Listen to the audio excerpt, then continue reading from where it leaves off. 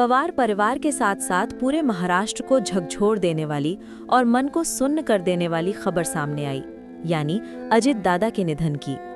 दिलखुलास नेता, स्पष्ट वक्ता और महाराष्ट्र के लाडले उप मुख्यमंत्री रहे अजित पवार हम सभी को छोड़कर चले गए। महाराष्ट्र की राजनीति के दादा कहे जाने वाले अजित दादा की ये असमय विदाई दिल को गहरा दर्द देने वाली है। अब आगे अजित दादा नहीं रहे, लेकिन उनकी यादें हमेशा हमारे साथ रहेंगी। उन्हीं यादों को उजाला देने के लिए हम उनके अब तक के जीवन प्रवास को जानने की कोशिश करते हैं। नमस्कार, मैं अनीश और आप देख रहे हैं बात आया ऑनलाइन। जब भी अजित दादा का विषय निकलता है तो सबसे पहले नाम आता है बारामती। बारामती पर उनका निर्विवाद वर्चस्व रहा है। पुणे जिले में विशेष रूप से पिंपरी चिंचवड़ के विकास के शिल्पकार के रूप में भी उन्हें माना जाता है।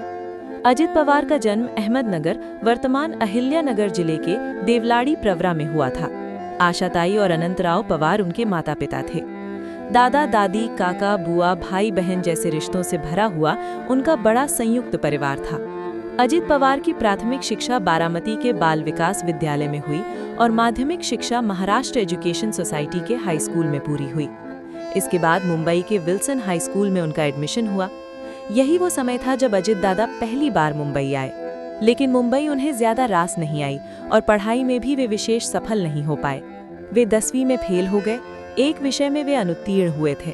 1 साल बाद उन्होंने दोबारा परीक्षा दी और पास हुए।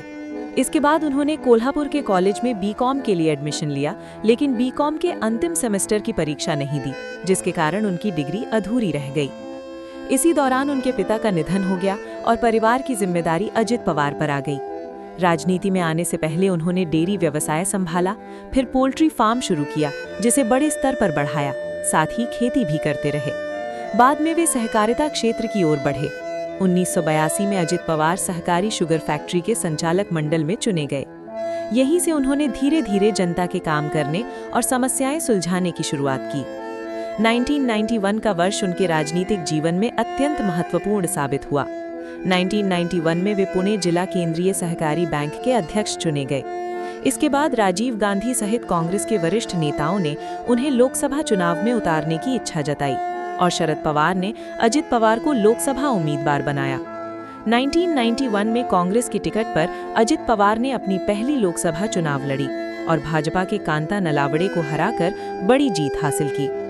32 वर्ष की उम्र में ये बड़ी राजनीतिक सफलता थी।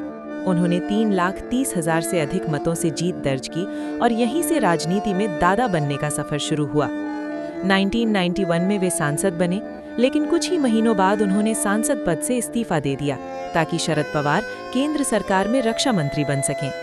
इसके बाद अजित दादा ने बारामती विधानसभा चुनाव लड़ा और वहां भी भारी जीत हासिल कर विधायक बने। यहीं से वे राज्य की राजनीति में पूरी तरह सक्रिय हुए और शुरू हुआ अजित पवार युग। अजित दादा ने केवल चुनाव नहीं जीते, बल्कि ऐतिहासिक विजय दर्ज की। 8 बार विधायक रहते हुए उन्होंने कभी भी 50,000 से कम मतों से जीत नहीं पाई। 2024 के चुनाव में योगेंद्र पवार के खिलाफ मुकाबले में भी उन्होंने 1 लाख से ज्यादा मतों की बढ़त से जीत दर्ज की। इस विजय का कारण था बारामती में किया गया व्यापक विकास कार्य। शरद पवार की राजनीतिक पाठशाला में तैयार हुए अजित पवार को घर से ही राजनीति के संस्कार और प्रशिक्षण मिला। अपनी अलग पहचान बनाते हुए भी शरद पवार के भतीजे के रूप में मिली राजनीतिक विरासत ने उन्हें कदम कदम पर मजबूती दी। शरद पवार का समर्थन, बारामती में उनका वर्चस्व और नेतृत्व शक्ति, इन सब के बल पर अजित दादा ने बहुत कम समय में राज्य की राजनीति में बड़े और महत्वपूर्ण पद हासिल किए।